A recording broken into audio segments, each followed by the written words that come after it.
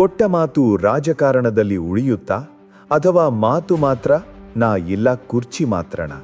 ಇದೀಗ ಕರ್ನಾಟಕ ರಾಜಕಾರಣದಲ್ಲಿ ಮತ್ತೆ ಗರಿಗೆದಲಿಗೆ ಕೊಟ್ಟ ಮಾತು ಕುರ್ಚಿ ರಾಜಕೀಯ. ಈ ಚರ್ಚೆಗೆ ಹೊಸ ಇಂಧನ ಹಾಕಿರೋದು ಮಾಜಿ ಸಂಸದ ಡಿ.ಕೆ. ಸುರೇಶ್. ಕೊಟ್ಟ ಮಾತು ಆದ್ರ ಸಿಎಂ ಸಿದ್ದರಾಮಯ್ಯ ಉಳಿಸ್ಕೊಳ್ತಾರೆ. ಇಂದು ಅಲ್ಲ ಅಂದ್ರೂ ನಾಳೆ ನಿಧಾನವಾಗಿ ಆದ್ರೂ ಕೊಟ್ಟ ಮಾತು ಉಳಿಸ್ಕೊಂಡು ಆದರ್ಶ ಮೆರ್ತಾರೆ. ಹೀಗೆ ಹೇಳ್ತಾ ಇರೋದು ಮಾಜಿ ಸಂಸದ ಡಿ.ಕೆ. ಸುರೇಶ್. ಆದ್ರೆ ಇದು ಕೇವಲ ಹೊಗಳಿಕೆ ಮಾತಾ ಅಥವಾ ಒಳಗೊಂದು ಗಂಭೀರ ರಾಜಕೀಯ ಸಂದೇಶವ? ಡಿ.ಕೆ. ಸುರೇಶ್ ಮಾತಿನ ಒಳರ್ಥ ಸ್ಪಷ್ಟವಾಗಿದೆ. ಡಿ.ಕೆ. ಶಿವಕುಮಾರ್ ಸಿಎಂ ಆಗ್ತಾರೆ, ಸಿದ್ದರಾಮಯ್ಯ ಕುರ್ಚಿ ಬಿಟ್ಕೊಡ್ತಾರೆ ಅನ್ನೋದು ಈ ಹೇಳಿಕೆಯ ಮರ್ಮ ಕೂಡ. ಒಮ್ಮೆ ಅಲ್ಲ, ಎರಡೇ ಸಲ ಅಲ್ಲ, ಪದೇ ಪದೇ ಇದೇ ಮಾತನ್ನ ಹೇಳ್ತಾ ಸಿಎಂ ಸಿದ್ದರಾಮಯ್ಯ ಕಡೆಗೆ ಕೊಟ್ಟ ಮಾತಿನ ಬಾಣ ಹಾರಿಸ್ತಾ ಇದ್ದಾರೆ ಡಿ.ಕೆ. ಸುರೇಶ್. ಇದೇ ಮಾತು ಈಗ ರಾಜಕೀಯ ವಲಯದಲ್ಲಿ ಭಾರೀ ಚರ್ಚೆಗೆ ಕಾರಣವಾಗಿದೆ. ಸಿದ್ದರಾಮಯ್ಯ ಸಿಎಂ ಆಗಿ ಅಧಿಕಾರ ಸ್ವೀಕರಿಸಿ 2.5 ವರ್ಷಗಳೇ ಕಳೆದಿವೆ. ಒಂದು ವೇಳೆ ಪವರ್ ಶೇರಿಂಗ್ ಒಪ್ಪಂದ ಮೊದಲೇ ಆಗಿದ್ರೆ ಈಗಾಗಲೇ ಸಿಎಂ ಕುರ್ಚಿಯಲ್ಲಿ ಡಿಸಿಎಂ ಡಿ.ಕೆ. ಶಿವಕುಮಾರ್ ಕೂತಿರ್ಬೇಕಿತ್ತು. ಆದ್ರೆ ಅಂಥದ್ದೇನೂ ಆಗಿಲ್ಲ. ಅದಕ್ಕೆ ರಾಜಕೀಯ ವಲಯದಲ್ಲಿ ಪವರ್ ಶೇರಿಂಗ್ ಒಪ್ಪಂದ ಇದ್ದೇ ಇರ್ಲಿಲ್ವಾ ಅನ್ನೋ ಡೌಟ್ ಶುರುವಾಗಿದೆ. ಆದ್ರೆ ಡಿ.ಕೆ. ಬಣ ಮಾತ್ರ ಬಿಡಲ್ಲ.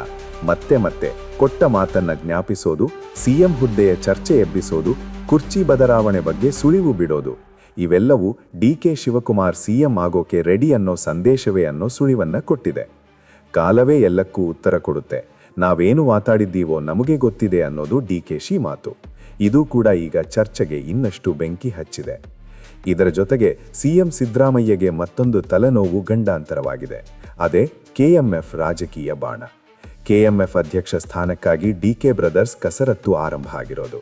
ಇದಕ್ಕಾಗಿ ಡಿ.ಕೆ. ಸುರೇಶ್ ದೆಹಲಿಗೆ ತೆರಳಿದ್ದಾರೆ. ಎನ್ಡಿಡಿಬಿ ವಸ್ತು ಪ್ರದರ್ಶನದಲ್ಲಿ ಭಾಗವಹಿಸಿ ಹೈಕಮಾಂಡ್ ನಾಯಕರ ಭೇಟಿ ಸಾಧ್ಯತೆ ಕೂಡ ಎನ್ನಲಾಗಿದೆ. ಇನ್ನೊಂದೆಡೆ ಸಿಎಂ ಬಣದಿಂದ ರಾಘವೇಂದ್ರ ಹಿಟ್ನಾಳ್ಗೆ ಬೆಂಬಲ. ಹೀಗಾಗಿ ಕೆಎಂಎಫ್ ಚುನಾವಣೆ ಕೂಡ ರಾಜಕೀಯ ಅಂಗಳದಲ್ಲಿ ಭಾರೀ ಕುತೂಹಲ ಮೂಡಿಸಿದೆ. ನಾನು ಆಕಾಂಕ್ಷಿಯಲ್ಲ, ಪಕ್ಷದ ತೀರ್ಮಾನವೇ ಅಂತಿಮ, ಲಾಭಿ ರಾಜಕೀಯಕ್ಕಿಂತ ರಾಜ್ಯದ ಹಿತ ಮುಖ್ಯ ಅನ್ನೋ ಮಾತುಗಳು ಹೇಳಿದವರು ಈಗ ಲಾಭಿ ನಡೆಸೋಕೆ ಮುಂದಾಗಿದ್ದಾರೆ. ಒಟ್ಟಿನಲ್ಲಿ ಒಂದು ಕಡೆ ಸಿಎಂ ಕುರ್ಚಿ ಚರ್ಚೆ, ಮತ್ತೊಂದು ಕಡೆ ಕೆಎಂಎಫ್ ಅಧ್ಯಕ್ಷಗಾದಿ ಪೈಪೋಟಿ ಶುರುವಾಗಿದೆ. ಡಿ.ಕೆ. ಬ್ರದರ್ಸ್ ಮಾತಿನ ಬಾಣ ಸಿದ್ದರಾಮಯ್ಯನವರಿಗೆ ಎಷ್ಟು ಕಾಡುತ್ತೆ? ಕುರ್ಚಿ ಉಳಿಯುತ್ತಾ ಅಥವಾ ಕಾಲವೇ ಉತ್ತರ ಕೊಡುತ್ತಾ? ಇದನ್ನ ಹೇಳೋದು ಬರುವ ದಿನಗಳ ರಾಜಕೀಯವೇ.